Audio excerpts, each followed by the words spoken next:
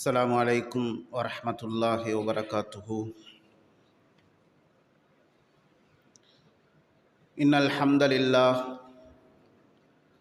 نحمده ونستعينه ونستغفره ونعوذ بالله من شرور أنفسنا وسيئات أعمالنا. من يهده الله فلا مضل له ومن يضلل فلا هادي له. وأشهد أن لا إله إلا الله وحده لا شريك له وأشهد أن محمدا عبده ورسوله.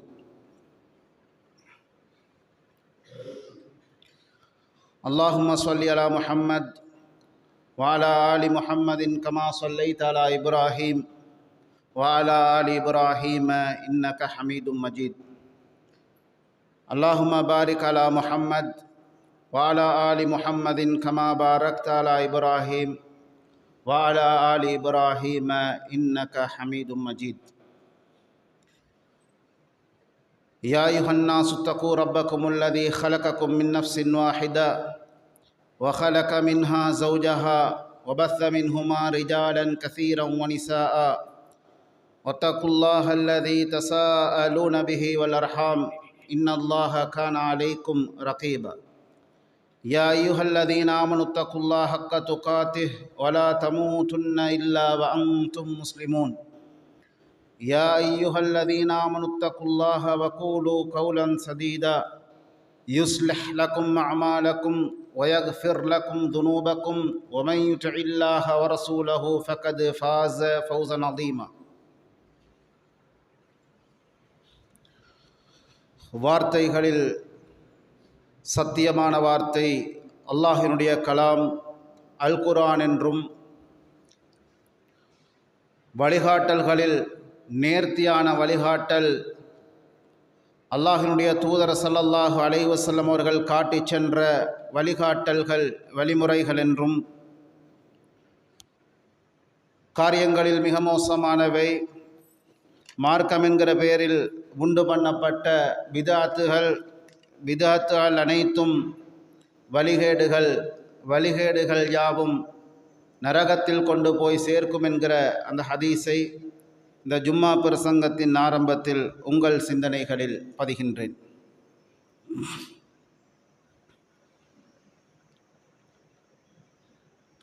அன்பிற்குரிய இஸ்லாமிய சகோதரர்களே, வாழுகின்ற சொற்ப வாழ்க்கையில் முடியுமானவரை படைத்த ரப்புல் ஆலமீன் அல்லாஹுவை அஞ்சி வழிபட்டு நடந்து கொள்ளும்படி என்னையும் உங்களையும் உபதேசித்துக் கொள்கிறேன்.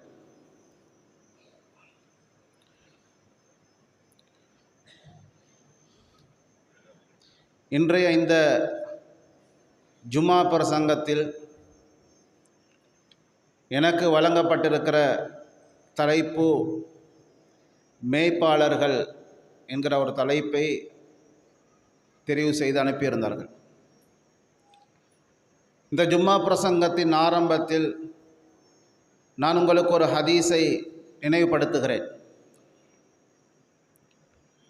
புகாரி, முஸ்லிம் போன்ற கிரந்தங்களில் இந்த ஹதீஸ் பதிவு செய்யப்பட்டிருக்கிறது. நபிகள் நாயகம் ஸல்லல்லாஹு அலைஹி வஸல்லம் அவர்கள் சொன்னார்கள், அத்தீனு நசீஹா. சஹாபாக்கள் கேட்டார்கள், குல்னா லிமன்?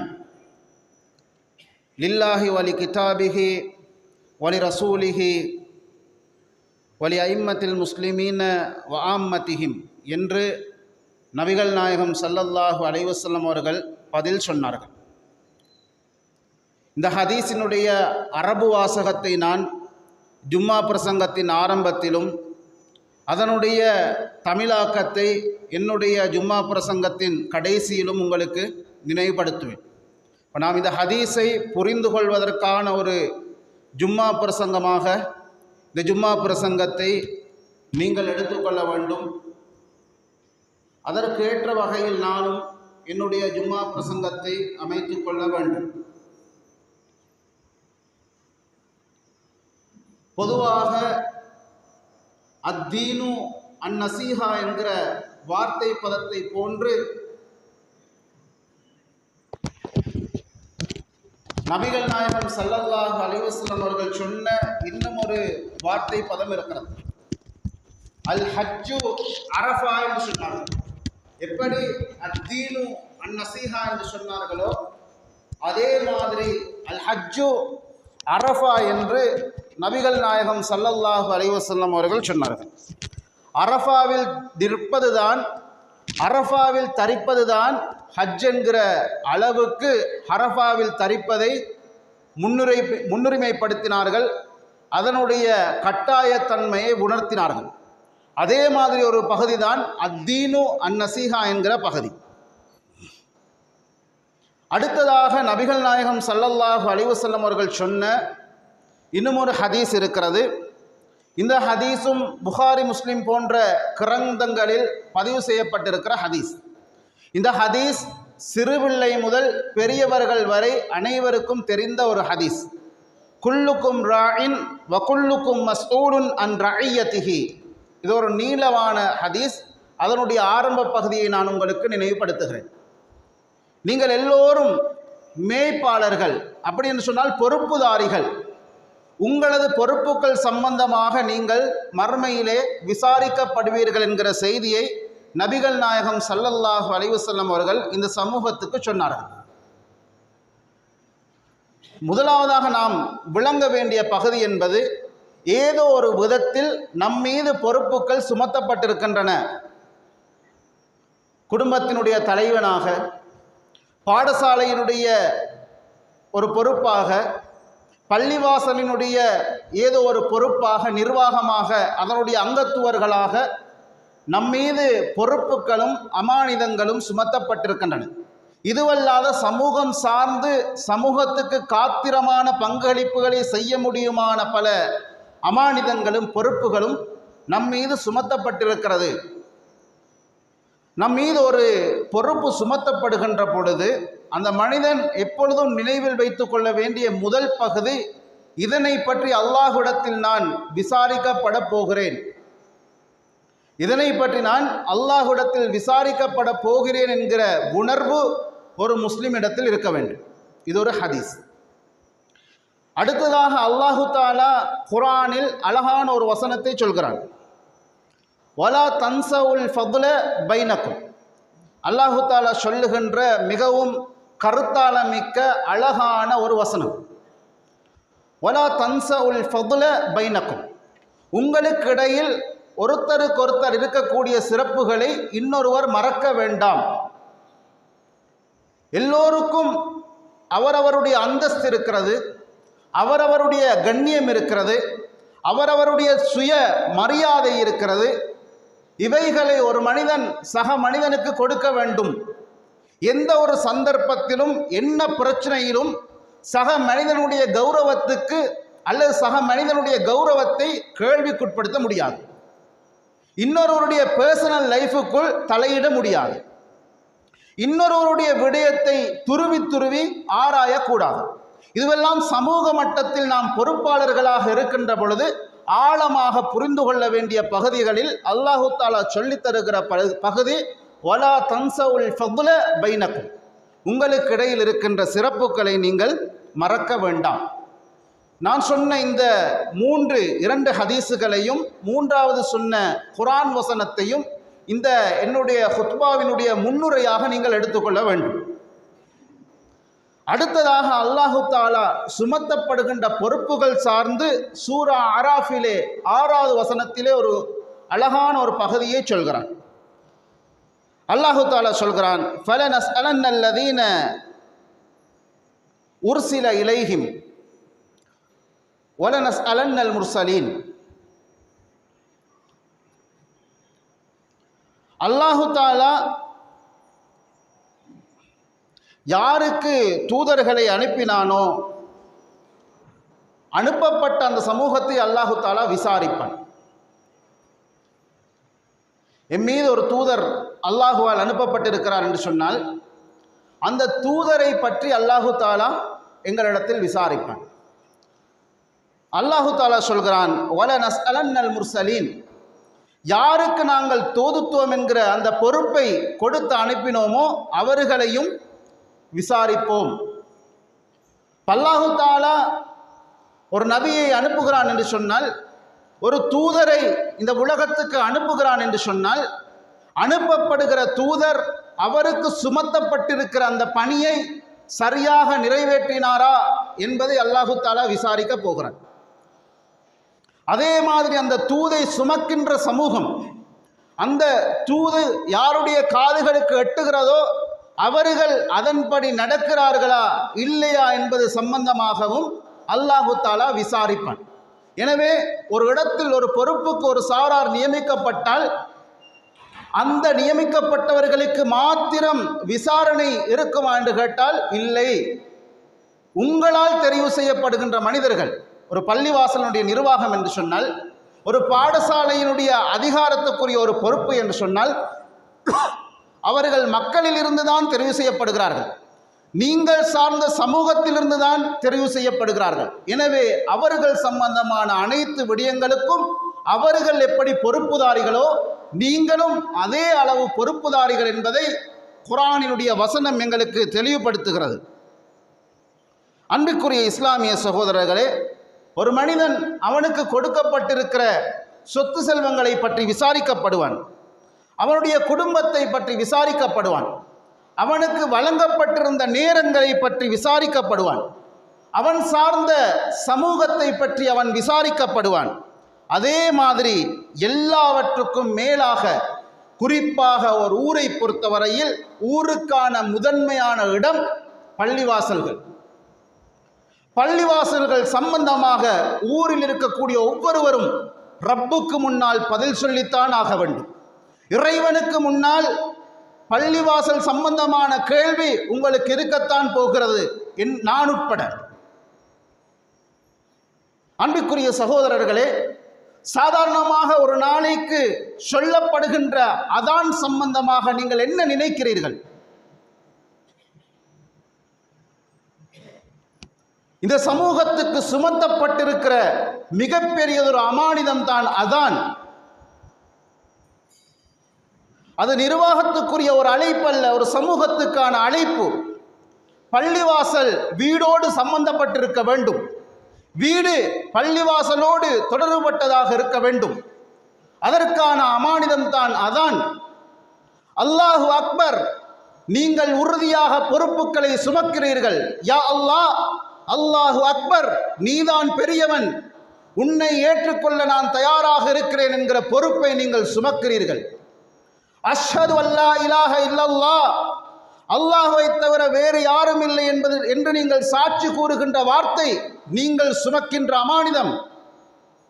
அஷ்ஹது அன்ன முஹம்மதர் ரசூலுல்லாஹ், அல்லாஹ்வுடைய தூதர் முஹம்மது ஸல்லல்லாஹு அலைஹி வஸல்லம் அவர்களை தவிர வேறு இறைவன் இல்லை என்று சாட்சி கூறுகின்ற அந்த வார்த்தை நீங்கள் தூதரினுடைய சட்டதிட்டங்களையும் ஹதீஸுகளையும் வழிகாட்டல்களையும் நடைமுறைப்படுத்துவேன் என்று சுமக்கிற அமானிதம் அது.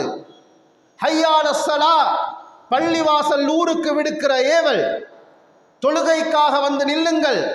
ஹய்யால் அல் ஃபலா, வெற்றிக்காக வந்து நில்லுங்கள்.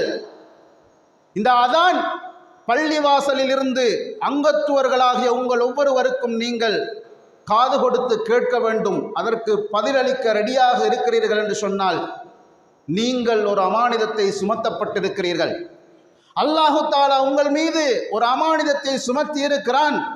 என்ன அமானிதம் என்று சொன்னால், பள்ளியிலிருந்து அதான் வருகிறது என்று சொன்னால், அதானினுடைய சத்தத்தை கேட்கிறீர்கள் என்று சொன்னால், பள்ளிவாசலின் சொந்தக்காரர்கள் நீங்கள், பள்ளிவாசலினுடைய சொந்தக்காரர்கள் நீங்கள். அந்த பள்ளிவாசலினுடைய சகல அம்சங்களிலும் நீங்கள் பங்குதாரர்களாக இருக்க வேண்டும். இஸ்லாமிய வருகைக்கு முன்னால் அல்லாஹ்விடத்தில் ஒரு சுன்னத் இருந்தது. என்ன சுன்னத் என்று சொன்னால், அல்லாஹ்வுடைய இல்லங்களை அவனே பாதுகாத்து கொண்டான். உங்களுக்கு தெரியும், குர்ஆன் பேசுகின்ற மிக முக்கியமான வசனம் அலம் தர கைஃப ஃபஅல ரப்புக பி அஸ்ஹாபில் ஃபீல். அல்லாஹு தஆலா கேட்கின்ற வசனம். அலம் யஜ்அல் கைதஹும் ஃபீ தத்லீல். அல்லாஹு தஆலா கேட்கின்ற வசனம். நபிகள் நாயகம் ஸல்லல்லாஹு அலைஹி வஸல்லம் அவர்கள் தூதராக அனுப்பப்படுவதற்கு முன்னால் பள்ளிவாசலினுடைய நலவு கெடுத விடயங்களில் எல்லாம் அல்லாஹு தஆலா பொறுப்பாக இருந்தான். அவன் அதனுடைய பாதுகாப்பை சுமந்து கொண்டிருந்தான். ஆனால் இப்பொழுது இன்றைய காலகட்டத்திற்கு உங்கள் மஸ்ஜிதுக்கு என்ன பிரச்சனை வந்தாலும், பள்ளிக்கு என்ன பாதிப்பு வந்தாலும் அல்லாஹு தாலா ஹபாபீல்களை அனுப்ப மாட்டான். அந்த பொறுப்பை பள்ளிவாசலினுடைய முதல் நிர்வாக தலைவர் முதல் யாரெல்லாம் இந்த பள்ளிவாசலுக்கு கட்டுப்பட்டிருக்கிறார்களோ அவர்கள் அனைவர் மீதும் அல்லாஹு தாலா சுமத்தி இருக்கிறான். இது உங்களுடைய பள்ளிவாசல். நபிகள் நாயகம் ஸல்லல்லாஹு அலைஹி வஸல்லம் அவர்கள் மதீனாவுக்கு செல்கிறார்கள். அந்த சமூகத்தை எப்படி பொறுப்புள்ளவர்களாக அல்லாஹ்வினுடைய தூதர் ஸல்லல்லாஹு அலைஹி வஸல்லம் அவர்கள் கட்டமைத்தார்கள் என்று சொன்னால், மதீனாவுக்கு போன முதல் நாளிலேயே முதல் அம்சமாக நபிகள் நாயகம் ஸல்லல்லாஹு அலைஹி வஸல்லம் அவர்கள் பள்ளிவாசல் நிர்மாணிக்கப்பட வேண்டும் என்பதில் உறுதியாக நின்றார்கள். இதற்கு பிறகு மதீனாவில் தான் வாழப்போகிறார்கள் என்று இருந்தும் அவை அனைத்துக்கு முன்னாலும் பள்ளிவாசல் உருவாக்கம் பெற வேண்டும் என்பதில் நபிகள் நாயகம் ஸல்லல்லாஹு அலைஹி வஸல்லம் அவர்கள் கவனம் செலுத்தினார்கள். நபிகள் நாயகம் ஸல்லல்லாஹு அலைஹி வஸல்லம் அவர்கள் நினைத்திருந்தால் பள்ளிவாசலை கட்டுவதற்கு கூலிக்கு ஆளமர்த்தி இருக்கலாம். ஆனால் நபிகள் நாயகம் ஸல்லல்லாஹு அலைஹி வஸல்லம் அவர்கள் என்ன செய்தார்கள் என்று சொன்னால், சஹாபாக்களை அழைத்து பள்ளிவாசல் கட்டுகின்ற பணியில் ஈடுபடுத்தலானார்கள். நபிகள் நாயகம் ஸல்லல்லாஹு அலைஹி வஸல்லம் அவர்களும் கட்டுகின்ற பொறுப்பிலே பங்கெடுத்தார்கள். ஒரு கட்டத்திலே அம்மார் இப்னு யாசிர் என்கிற நபித்தோழர் சொல்கிறார், அல்லாஹ்வினுடைய தூதரே, நீங்கள் வேலையை கண்காணித்துக் கொண்டிருங்கள், நீங்கள் வேலை செய்ய வேண்டியதில்லை, நாங்கள் வேலை செய்கிறோம் என்று சொன்ன பொழுது நபிகள் நாயகம் ஸல்லல்லாஹு அலைஹி வஸல்லம் அவர்கள் சொன்னார்கள், அம்மார், எங்களுடைய பள்ளிவாசலை நாங்கள் கட்டுவோம் என்கிற வார்த்தை பிரயோகத்தை சொன்னார்கள். அப்ப நம்மீது சுமத்தப்பட்டிருக்கிற ஊர் என்கிற அடிப்படையில் உங்கள் மீது சுமத்தப்பட்டிருக்கிற மிக முக்கியமான 2 இடங்கள் பாடசாலை, அதே மாதிரி பள்ளிவாசல்கள். பள்ளிவாசல்களின் விடயத்தில் நாம் சுமந்திருக்கிற அமானிதம் அதானுக்காக நாம் ஒவ்வொரு முறையும் கொடுக்கின்ற ரியாக்ஷனில் இருந்து ஆரம்பிக்கின்ற பகுதியாகும். அன்பிற்குரிய சகோதரர்களே, எனவே நம்மீது அமானிதங்கள் சுமத்தப்பட்டிருக்கிறது. ஒரு மேய்ப்பாளன், ஒரு பொறுப்புதாரி எந்த இடத்தில் அவனை சமூகம் ஏற்றுக்கொள்ளும், எந்த இடத்தில் சமூகம் அவனை நிராகரிக்கும் என்கிற இடம் முக்கியமானது. ஒரு மனிதன் அவனுக்காக மட்டுமே சிந்தித்துக் கொண்டிருக்கிற நேரம் சமூகம் சார்ந்து எந்த எதிர்ப்புகளையும் அவன் சந்திக்கப் போவதில்லை. என்றைக்கு ஒரு மனிதன் தானும் திருந்தி பிறரும் ஒரு வழிக்கு வர வேண்டும் என்கிற பொறுப்பு ரீதியாக யோசிக்கிறானோ அந்த நேரத்தில் தான் பிரச்சனை வரும். நபிகள் நாயகம் ஸல்லல்லாஹு அலைஹி வஸல்லம் அவர்களுடைய வரலாறு எங்களுக்கு தெரியும்.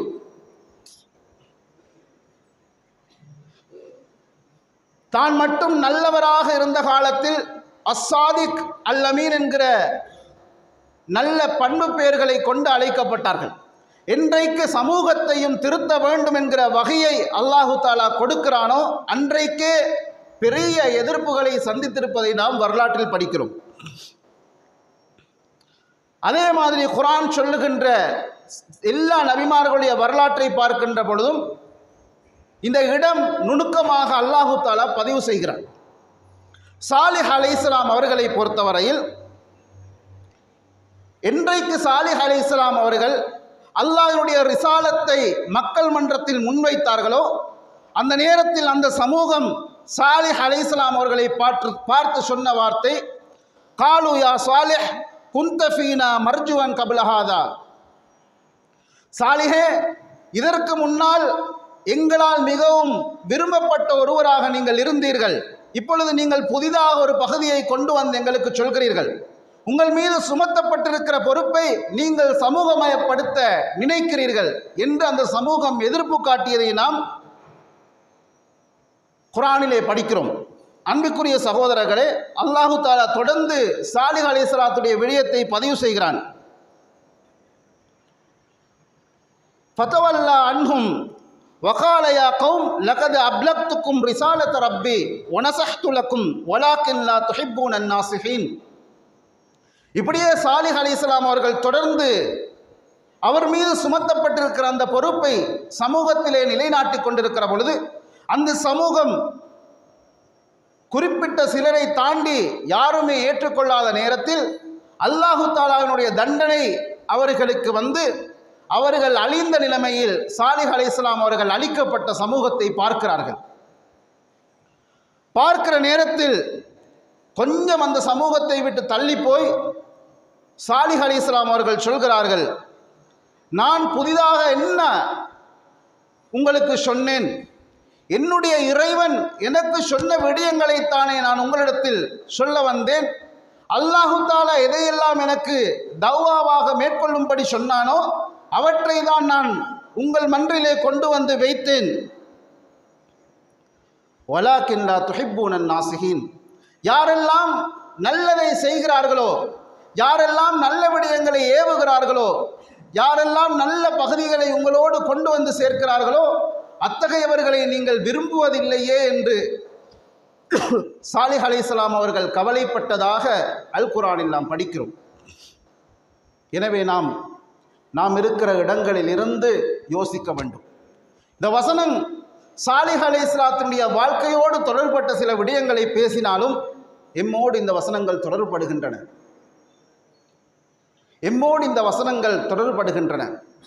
ஒருவர் நல்ல விடயம் ஒன்றை கொண்டு வருகின்ற பொழுது நான் அதற்கு பங்களிப்பு செய்கிறேனா அல்லது அதனை அப்படியே தவிடுபடியாக்குவதற்கான முயற்சிகளை எடுக்கிறேனா? மனசாட்சிகளிடத்தில் கேட்டுக்கொள்ள வேண்டும். ஒரு நலவு நடக்கின்ற பொழுது அதற்கு நான் சார்பாக இருக்கிறேனா அல்லது அதற்கு எதிராக இருக்கிறேனா? அல்லது பள்ளிவாசலில் இருந்து ஒரு நல்ல திட்டத்தை முன்வைக்கப்படுகின்ற பொழுது அதற்கு நான் அங்கீகாரம் வழங்கி அதற்கு என்னுடைய ஆதரவை தெரிவித்துக் கொள்கிறேனா அல்லது பள்ளிவாசலோடு கோவித்துக் கொள்கிறேனா அல்லது பள்ளிவாசலை விட்டு தூரமாகிக் கொள்கிறேனா?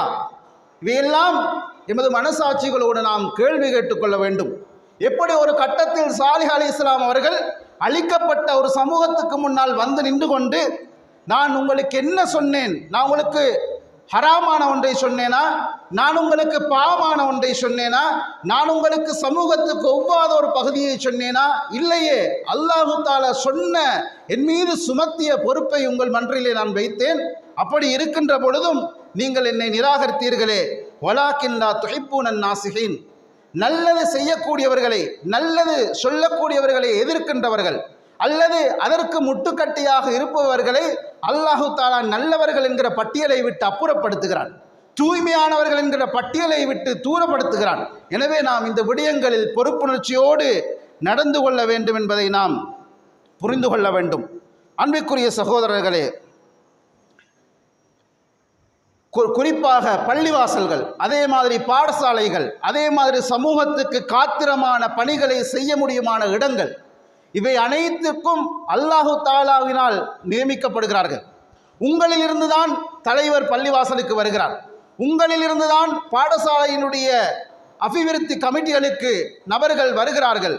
பின்பு அவர்களை நீங்கள் கேள்விக்குட்படுத்துவதை தாண்டி என்ன வகையில் அந்த பொறுப்புகளின் ஊடாக சமூகத்துக்கு தேவையான நல்ல காத்திரமான விடயங்களை, சமூகத்துக்கு தேவையான பிரயோசனமான விடயங்களை வென்றெடுப்பது என்கிற இடத்திலிருந்து ஒவ்வொரு மனிதர்களும் ஒவ்வொரு அங்கத்துவர்களும் சிந்திக்க வேண்டும். அந்த தலைவர்களுக்காகவும் அந்த நிர்வாகத்திற்காக வேண்டியும் துஆ செய்ய வேண்டும். மனிதர்கள் என்ற வகையில் தவறுகள் நடக்கும். மனிதர்கள் என்கிற வகையில் ஒருவரை ஒருவர் பார்க்கின்ற பார்வைகள் வித்தியாசப்படலாம்.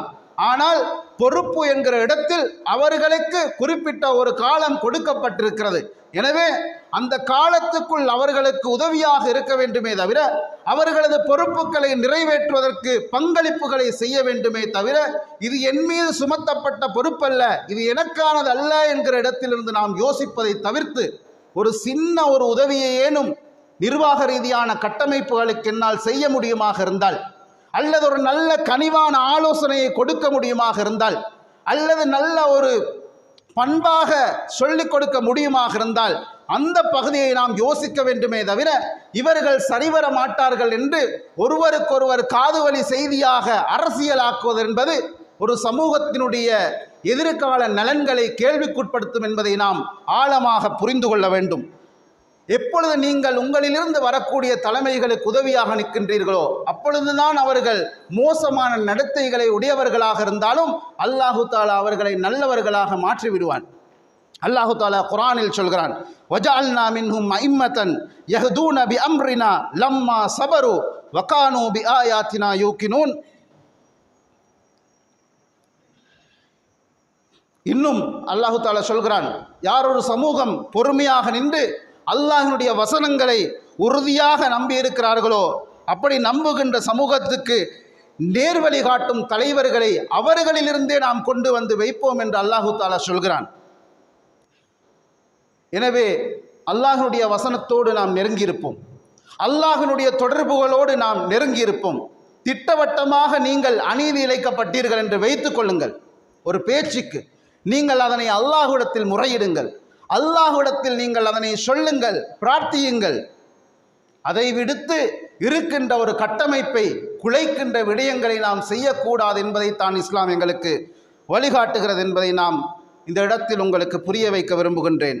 அன்பிற்குரிய சகோதரர்களே,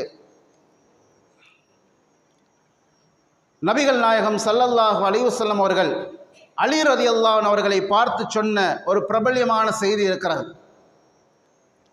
நபிகள் நாயகம் ஸல்லல்லாஹு அலைஹி வஸல்லம் அவர்கள் சொன்னார்கள், உங்கள் மூலமாக ஒருவருக்கு நேர்வழி கிடைக்கும் என்றால் அது சிவப்பு விலை உயர்ந்த ஒட்டகம் உங்களுக்கு கிடைப்பதை விட சிறந்தது என்று சொன்னார்கள். எனவே நாம் சுமந்திருக்கின்ற இந்த பொறுப்பு என்பது மிகவும் முக்கியமானது. உங்கள் மூலமாக சமூகத்துக்கு நலவு நாடுகின்ற ஒரு பொறுப்பு கிடைக்கிறது என்று சொன்னால் அந்த பொறுப்புகளில் நீங்கள் அக்கறையோடு நடந்து கொள்ள வேண்டும். ஒருவருக்கு ஹிதாயத் கிடைக்கின்ற இடத்தில் நீங்கள் இருந்தால், அப்படி ஒரு பொறுப்பு உங்கள் மீது சுமத்தப்பட்டிருந்தால், அது உலகத்தில் விலை உயர்ந்த ஒரு பொருள் உங்களுக்கு கிடைப்பதை விட சிறந்தது என்கிற ஹதீஸை முன்னுதாரணமாக வைத்து உங்களுக்கு தரப்பட்டிருக்கிற பொறுப்பு இருக்கிறது. பள்ளிவாசல் சார்பாக நீங்கள் சுமந்திருக்கிற பொறுப்புகள், இந்த சமூகத்தினுடைய நலனுக்காக நீங்கள் சுமந்திருக்கிற பொறுப்புகள், அல்லாஹ்வுக்காக நீங்கள் சுமந்திருக்கிற பொறுப்புகள், தீனுக்காக நீங்கள் சுமந்திருக்கிற பொறுப்புகள், இந்த அனைத்து பொறுப்புகளிலும் சமூகத்துக்கு நலவை மட்டுமே நீங்கள் யோசிக்க வேண்டும். தான் உண்டு, தன் குடும்பம் உண்டு, எனக்கு பின்னால் இவர்தான் வர வேண்டும் என்கிற எஜெண்டாக்களை தாண்டி நீங்கள் மெய்ப்பாளர்களாக இருக்க வேண்டும். தனிப்பட்ட எஜெண்டாக்களை தாண்டி பொறுப்பாளர்களாக நாம் இருக்க வேண்டும். சில நேரங்களில் பொறுப்புக்கு வந்தவுடன் அதிகார ரீதியான ஒரு மமதை மனிதனுக்கு வந்து விடுகிறது.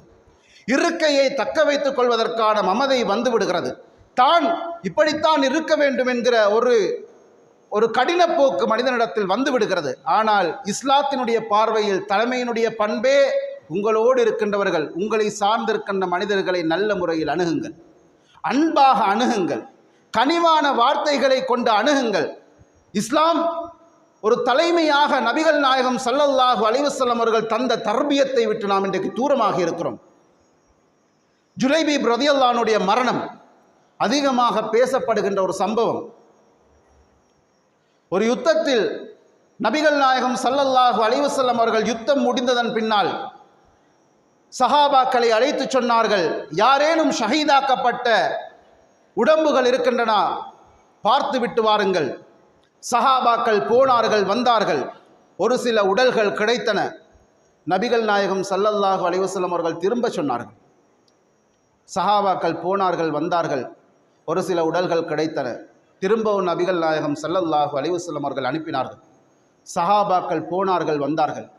அல்லாஹ்வினுடைய தூதரே, நன்றாக தேடி பார்த்து விட்டோம், எந்த உடலும் இல்லை. எத்தனையோ ஆயிரம் பேர் இருக்கின்ற சபை, இது மாதிரி 400-500 பேர் இருக்கின்ற சபை அல்ல. நபிகள் நாயகம் ஸல்லல்லாஹு அலைஹி வஸல்லம் அவர்கள் என்பவர்கள் சமூகத்தினுடைய தலைமை, பள்ளிவாசனுடைய நிர்வாகத் தலைவர். அப்படியாக இருக்கின்ற ஒரு உயர்ந்த பொறுப்பில் இருந்து கொண்டு மிகவும் பிரபல்யமான சஹாபி அல்ல, சாதாரணமான ஒரு சஹாபி ஜுலைபீப் ரலியல்லாஹு அன்ஹு. நபிகள் நாயகம் ஸல்லல்லாஹு அலைஹி வஸல்லம் அவர்கள் கேட்டார்கள், ஜுலைபீப் எங்கே? நான் ஜுலைபீபை காணவில்லை. பின்பு சஹாபாக்கள் போனார்கள், தேடினார்கள். ஒரு புதருக்கு பின்னால் ஜுலைபீப் என்கிற நபித்தோழர் ஷஹீதாக்கப்பட்டிருந்தார். ஒரு பள்ளிவாசலுடைய தலைவராக எத்தனையோ பேர் இருக்கின்ற சபையில் சாதாரணமாக காணாமல் போன ஒரு சஹாபியை நபிகள் நாயகம் ஸல்லல்லாஹு அலைஹி வஸல்லம் அவர்கள் என்கிற ஒரு சமூக தலைவர் தேடி இருக்கிறார். பள்ளிவாசலினுடைய தலைவர் தேடி இருக்கிறார். எத்தனை பேர் பள்ளி வாசலை விட்டு தூரமாக இருக்கிறார்கள்? எந்த வீடை நீங்கள் போய் தட்டி இருக்கிறீர்கள்? எத்தனை பேர் வளமையாக தொழுதவர்கள் நோயாளிகளாக வர முடியாமல் வீடுகளிலே இருக்கிறார்கள்? வளமையாக வந்து செல்லக்கூடிய நீங்கள் உங்களை பள்ளிவாசலுக்கு காணவில்லை என்று எந்த நிர்வாகம் போய் வீட்டை தட்டி இருக்கிறது? வெறுமனே சாதாரணமாக 5 வருடத்துக்கு யாரோ 10 பேர் என்கிற இடத்தில் இஸ்லாம் எந்த பொறுப்புகளையும் வைக்கவில்லை. அப்படி ஒரு பொறுப்பை அடையாளப்படுத்தவும் இல்லை. நீங்கள் தலைவராக இருந்தால், உங்களுக்கென்ற அதிகாரம் சுமத்தப்பட்டிருந்தால், உங்களுக்கு கீழால் இருக்கின்ற 500 அங்கத்தவர்கள் இருக்கிறார்களா? அதில் யார் விதவைகளாக இருக்கிறார்கள்? யார் அனாதைகளாக இருக்கிறார்கள்? யார் அடிப்படை உரிமைகள் இன்றி விளிம்பு நிலையிலே இருக்கிறார்கள்? யார் பள்ளிவாசலோடு தொடர்பாக இருந்தவர்கள் தூரமாக இருக்கிறார்கள்? யாரும் பள்ளிவாசலை விட்டு தூரமாக முடியாது. தனி மனிதர்களாக பள்ளிவாசல் என்பது அல்லாஹுக்குரியது. அனைவரும் பள்ளிவாசலுடைய சொந்தக்காரர்கள். அல்லாஹு தஆலா பள்ளிவாசலினுடைய உரிமையாளன். நிர்வாக ரீதியாக சில தவறுகள் நடைபெறுவதற்கான வாய்ப்புகள் இருக்கிறது. எனவே உங்களது நிர்வாகத்துக்குட்பட்டவர்களை நீங்கள் பார்த்து கொள்ளுங்கள். உங்களது பக்கத்து வீட்டில் ஒரு பிரச்சனையா, நீங்கள் நீதிமன்றங்களை தேடிச் செல்வதை விட அல்லாஹ்வுடைய இல்லத்தை தேடி வாருங்கள். அப்படியான ஒரு கட்டமைப்பை தான் நபிகள் நாயகம் ஸல்லல்லாஹு அலைஹி வஸல்லம் அவர்கள் உருவாக்கி காட்டினார்கள். ஆனால் இன்றைக்கு பள்ளிவாசல்களையே நீதிமன்றங்களுக்கு கொண்டு போய் வைத்திருக்கிற சம்பவங்கள் இந்த நாட்டில் நிறைய நடந்திருக்கிறது. எனவே அன்பிற்குரிய சகோதரர்களே, ஆரம்பத்தில் இருக்கக்கூடிய தலைவர் முதல் கடைசி மட்ட அங்கத்துவர் வரைக்கும் பள்ளிவாசல் சார்ந்து அதனுடைய நலத்திட்டங்களிலே பங்கெடுக்க வேண்டும். அதற்கான பங்களிப்புகளை செய்ய வேண்டும். அதைத்தான் இஸ்லாம் வரவேற்கிறது. அப்படியான ஒரு சமூகத்தை தான் இஸ்லாம் கட்டமைக்க விரும்புகிறது. அப்படியான ஒரு நிர்வாகத்தை தான் இஸ்லாம் நிர்வாகம் என்கிற இடத்தில் உயர்த்தி வைத்து பார்க்கிறது என்கிற பகுதியை நாம் புரிந்து கொள்ள வேண்டும்.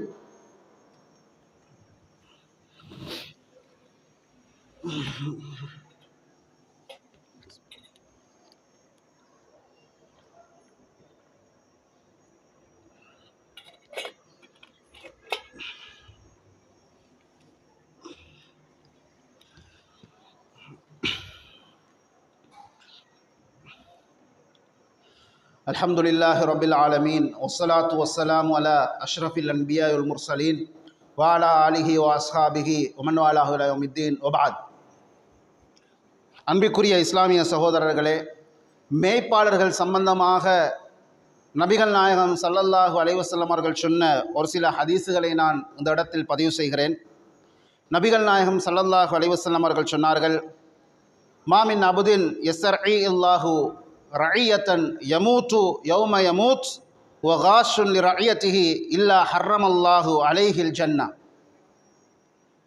எந்த ஒரு அடியானுக்கு அல்லாஹு தஆலா பொறுப்புகளை சுமத்தி அல்லது பொறுப்புகளை சுமந்து அவர் மரணிக்கின்ற பொழுது அந்த பொறுப்புகளை துஷ்பிரயோகம் செய்த நிலையில் மரணிப்பாராக இருந்தால் அவருக்கு சுவர்க்கம் ஹராமாகிவிடும் என்று நபிகள் நாயகம் ஸல்லல்லாஹு அலைஹி வஸல்லம் அவர்கள் சொன்ன செய்தியை நாம் பார்க்கிறோம்.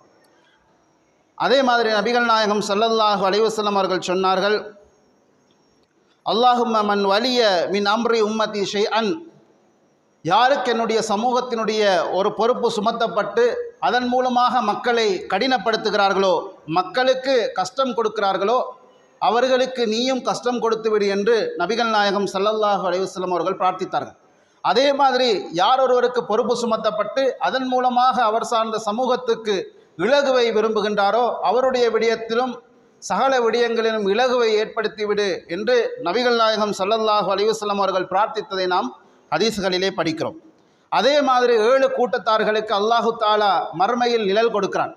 அப்படி கொடுக்கின்ற கூட்டத்தில் முதலாவது இடம் இமாமுன் ஆதில், நீதமாக நடந்து கொள்கின்ற தலைமை.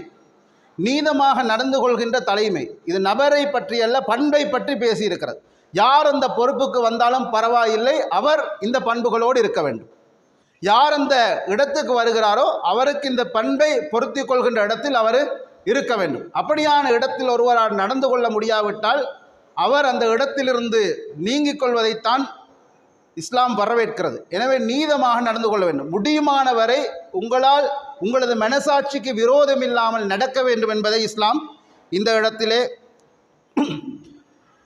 விவரப்படுத்துகிறது. அன்புக்குரிய சகோதரர்களே, அதே மாதிரி ஒருவர் மேய்ப்பாளர் என்கிற இடத்தை வைத்து நாம் யோசிக்க வேண்டும். வெறுமனே மேய்ப்பாளர் என்பதை நான் நம்மோடு அதிகம் சம்பந்தப்படுவதால் பள்ளியை முன்னிலைப்படுத்தினேன், பாடசாலையை முன்னிலைப்படுத்தினேன், அதே மாதிரி வீடுகளை முன்னிலைப்படுத்தினேன். இந்த இடத்தில் நாம் வீடுகள் சார்ந்து அதிகம் சிந்திக்க வேண்டிய ஒரு காலகட்டத்திலே இருக்கிறோம். வீட்டிலே இருக்கக்கூடிய தந்தை ஒரு மேய்ப்பாளர். அவருக்கான பொறுப்பு என்பது வீட்டுக்கான உணவு தேவைகளை நிறைவேற்றுவதல்ல, அது பொறுப்பிலே ஒரு பகுதி. அதை தாண்டி நீங்கள் முதலாவதாக உங்களது குடும்பத்தில் தீனை கொடுக்க வேண்டும். அதே மாதிரி அல்லாஹ்வுடனான தொடர்பை நெருங்க வைக்கக்கூடிய கல்வியை உங்களது வீட்டுக்கு கொடுக்க வேண்டும். அதே மாதிரி ஒரு தந்தையாக ஹராமான சாப்பாடுகள் உங்களது வீடுகளுக்குள் வராமல் பார்த்து கொள்ள வேண்டும். அதே மாதிரி உங்களது வீடுகளுக்குள் ஹராமான ஆடைகளை உங்களுக்கு கீழால் இருக்கக்கூடியவர்கள் அணியாமல் பார்த்து கொள்ள வேண்டும். அதே மாதிரி அவர்களிடத்தில் நீதமாக நடந்து கொள்ள வேண்டும். இவைகளை பற்றி அல்லாஹு தாலா உங்களிடத்தில் விசாரிப்பான். ஏனென்று சொன்னால் குடும்பத்தில் நாளைக்கும் நாங்கள் சுவர்க்கத்தில் இதே குடும்பமாக அல்லாஹ்விடத்தில் நிற்க வேண்டும். நாம் குடும்பமாக மறுமையில் இருக்கின்ற பொழுது வீட்டிலே ஒரு நானா நரகத்தில், இன்னொரு நானா சுவர்க்கத்துக்கும் நரகத்துக்கும் இடையில், இன்னொரு தம்பி சுவர்க்கத்துக்கு வெளியே, இன்னொரு தம்பி நரகத்திற்குள்ளே, இப்படியான நிலைமை இல்லாமல் குடும்பமாக நாம் ஒரு சமூகமாக இந்த இடத்தில் எப்படி குழுமியிருந்தோமோ அப்படியே சுவர்க்கத்துக்குள் நுழைகின்ற பாக்கியத்தை வல்ல ரஹ்மான் தர வேண்டும் என்றால் நாம் சார்ந்த பொறுப்புகளில் நம்மீது சுமத்தப்பட்டிருக்கிற அமானிதங்களில் நாம் சரியாக நடந்து கொள்ள வேண்டும். அதே போன்று நபிகள் நாயகம் ஸல்லல்லாஹு அலைஹி வஸல்லம் அவர்களுடைய ஒரு 2 சின்ன விடயங்களோடு நான் முடித்துக் கொள்கிறேன். அன்புக்குரிய சகோதரர்களே, காப் இப்னு மாலிக்கினுடைய சம்பவம் தெரியும்.